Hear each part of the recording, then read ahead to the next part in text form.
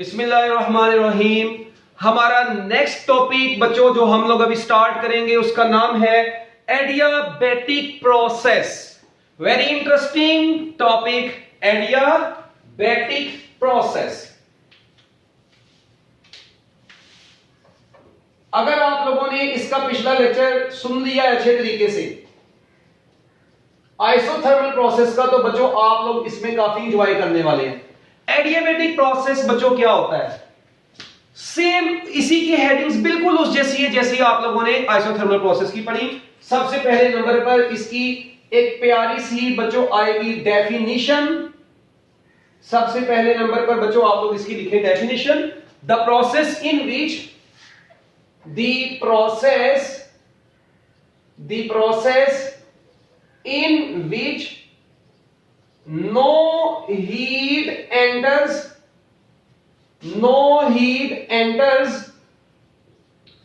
or leaves the system. The process in which no heat enters or leaves the system is called adiabatic process, is called adiabatic process. बच्चों ऐसा process जिसमें ना heat enter होगी ना heat leave करेगी, उसको क्या बोलेंगे? Adiabatic process. अच्छा, बड़ी इंटरेस्टिंग चीज है ये। बच्चों को जल्दी इसके कॉन्सेप्ट्स ही नहीं क्लियर होते इन दोनों टॉपिक्स के, मगर अगर आप लोगों ने पहले वाला लेक्चर देख लिया है, आप लोगों ने उसको भी एंजॉय किया, इसको भी इंशाल्लाह आप लोग एंजॉय करेंगे। अब अगली बात, नेक्स्ट चीज बच्चों, इसकी दूसरी डेफिनेशन जो कि मार्केट में फैलती है वो क्या है? The process in which temperature of the system does not remain constant. दूसरी इसकी definition, the process in which temperature of the system, the process in which temperature of the system does not remains constant. बच्चों जिस process में system का temperature constant नहीं रहता is called adiabatic process. ऐसी process को हम लोग फिजिक्स की मार्केट में क्या बोलते हैं? एडियाबैटिक प्रोसेस बोलते हैं। बड़े गौर से बच्चों आप लोगों ने ध्यान से इस चीज को, कॉन्सेप्ट को समझना है आज के इस ब्यूटीफुल से लेक्चर में। बच्चों डेफिनेशन, ऑब्वियसली बात है, डेफिनेशन तो आसान सी चीज थी। आप लोग नेक्स्ट इसके लिए लिखे बॉयल्स लॉ। इसके लिए डेरिवेशन कुछ जो ऐसी है जो हमारी किताब में नहीं है, but Boyle's law for adiabatic process. बच्चों एडियाबैटिक प्रोसेस के लिए बॉयल्स लॉ की इक्वेशन क्या होगी? Boyle's law for adiabatic process आपको पता है बच्चों, याद रखिएगा कि pressure, let P is pressure of the system, P is pressure of the system, P is pressure of the system, and V is volume of the system। बच्चों suppose करते हैं P सिस्टम का प्रेशर है, V volume है, and gamma बच्चों ये gamma नई चीज आपके सामने आ गई। ये आगे टॉपिक आएगा मोलर स्पेसिफिक हीट, वहां पे पढ़ेंगे। And gamma is molar specific heat.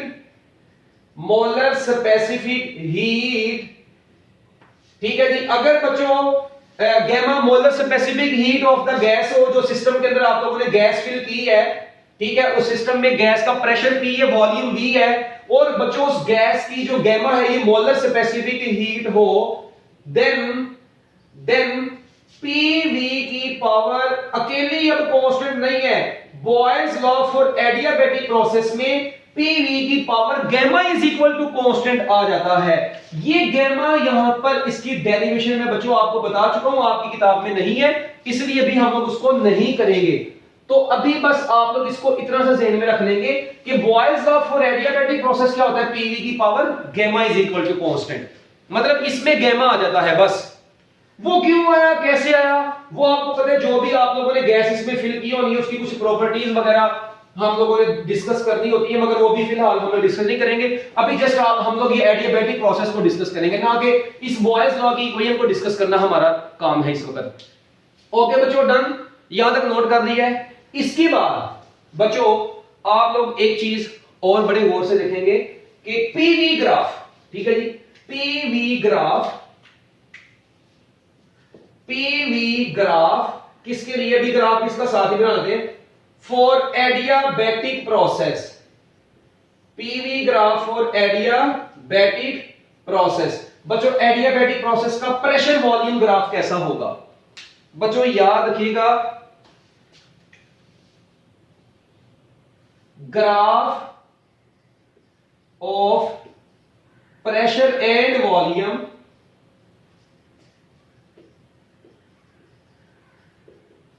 is represented pressure and volume for adiabatic process, for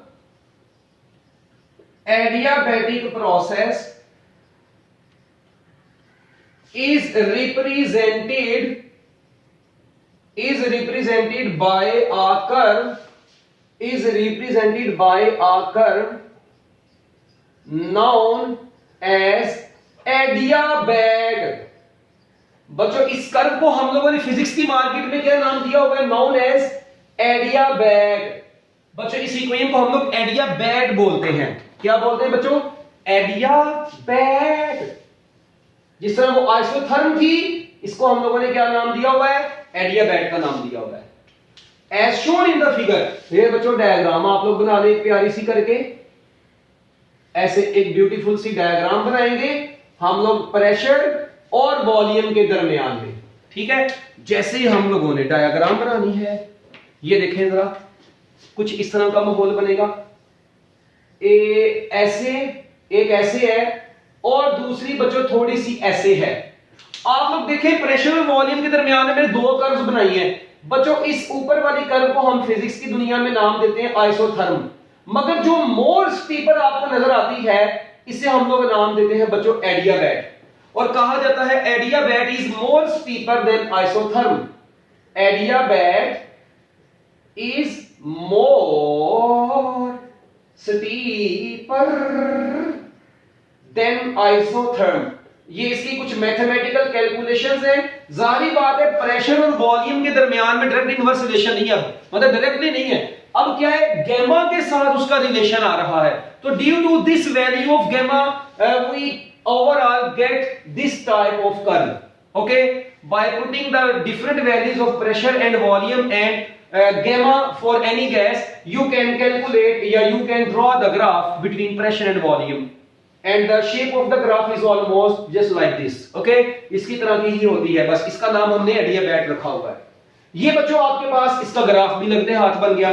इसके बाद सबसे इंपॉर्टेंट चीज, first law of thermodynamics for adiabatic process. बच्चों एडियाबैटिक प्रोसेस के लिए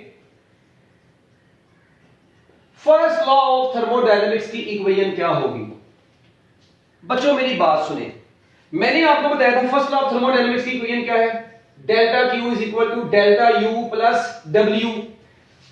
कई लोग, अब यहां पर ना दो चीजें हैं, कई लोग इसको अकेला Q लिख देते हैं, ठीक है बच्चों, इसको Q इसलिए लिख देते हैं क्योंकि वो Q को डायरेक्टली जीरो कर देते हैं, वो भी बात ठीक है, ठीक है। कई और मतलब आपके एफएससी के हवाले से एक delta Q is equal to zero.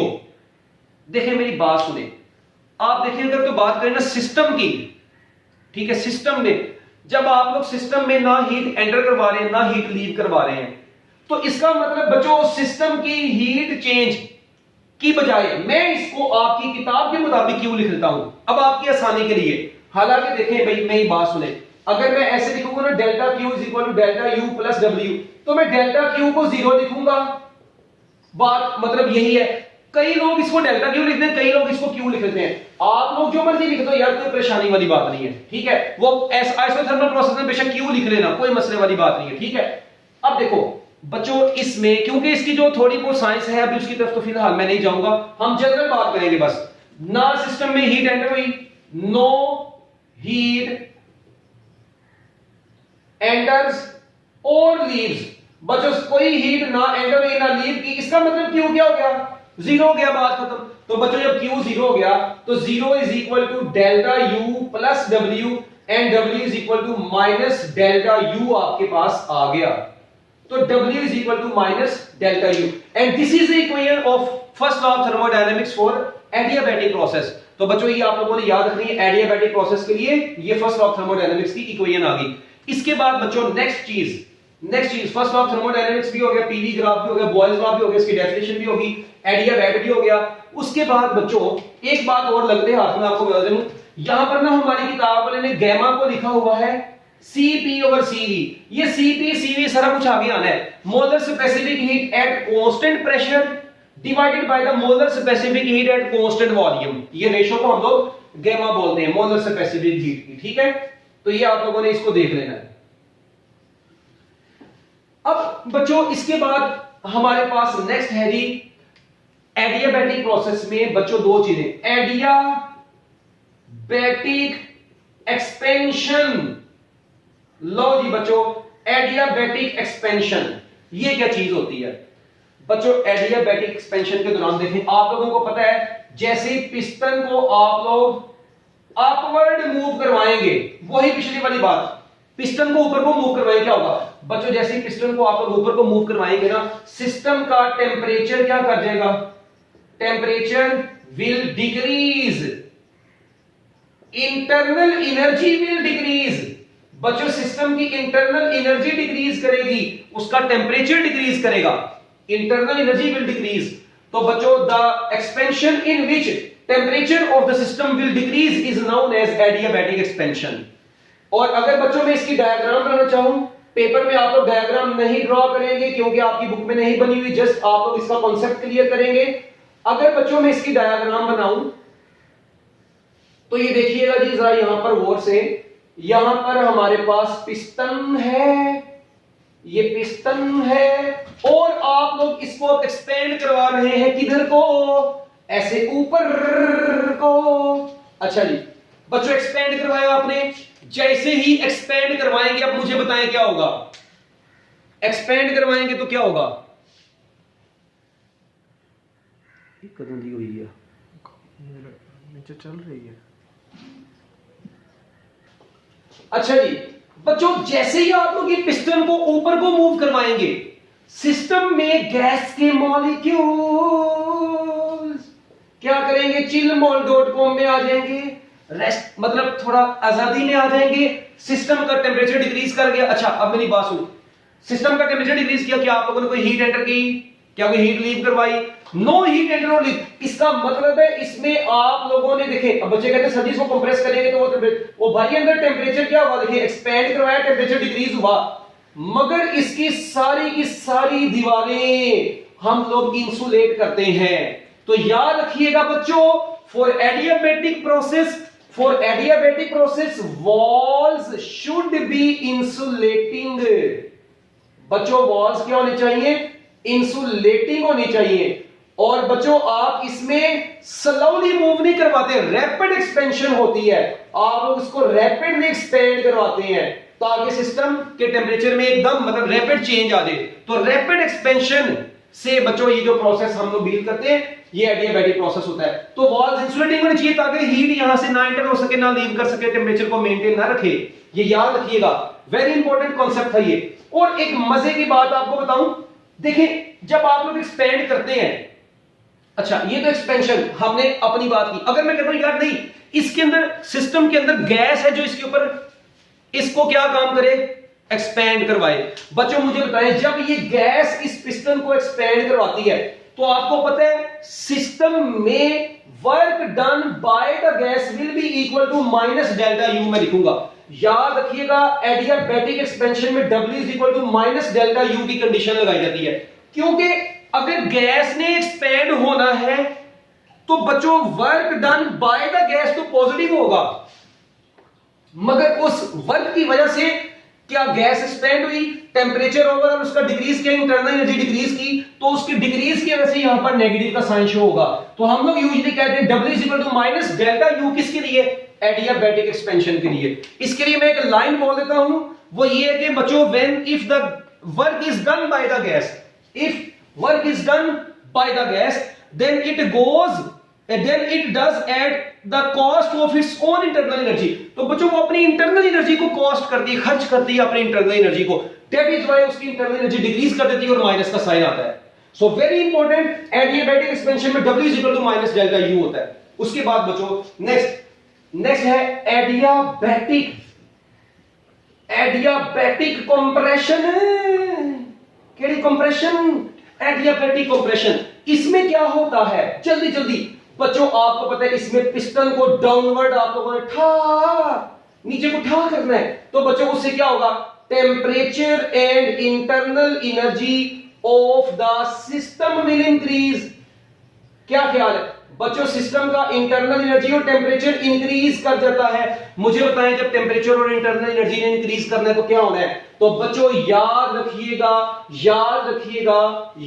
रखिएगा कुछ इस तरह का माहौल बनेगा, ऐसे दैट इज द पिस्टन। ये पिस्टन को अब आप लोगों ने ठा करा के ऐसे नीचे को लेकर आना है, ये इसके अंदर गैस कंप्रेस होगी, तो बच्चों क्या हुआ, work is done on the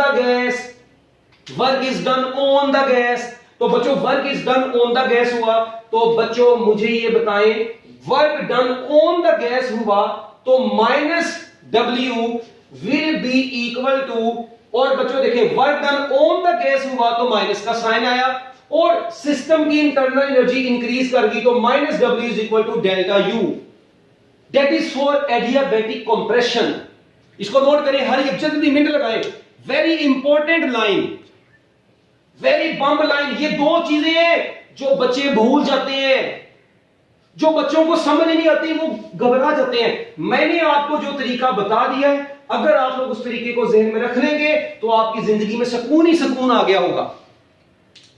तो बच्चों आइसोथर्मल अपना एडियाबैटिक प्रोसेस के लिए रैपिड एक्सपेंशन होनी चाहिए। और लास्ट पर बच्चों इसकी एग्जांपल्स आप लोगों को याद है, process of motion of sound waves through air.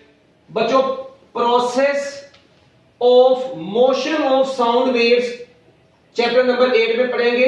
Process of motion of sound waves बच्चों किसके तहत होती है, एडियाबैटिक प्रोसेस के तहत होती है। लेप्लास अंकल ने एक बात कही थी। उसके बाद रैपिड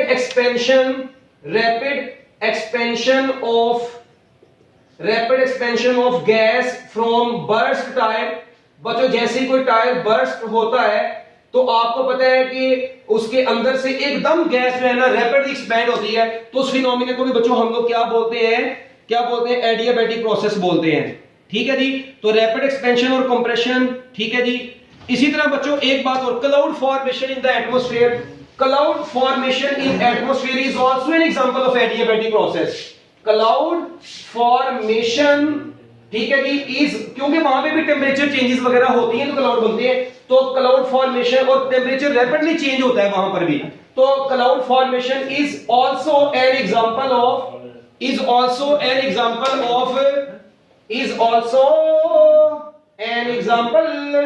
ऑफ केड़ा प्रोसेस, एडियाबैटिक प्रोसेस।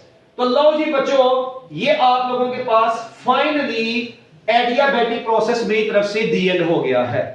तो बच्चों एंड पर जाते जाते एक बात और, वो फार्मूला जो आप लोगों ने मोलर स्पेसिफिक हीट का पढ़ा था, C = Q/N डेल्टा T।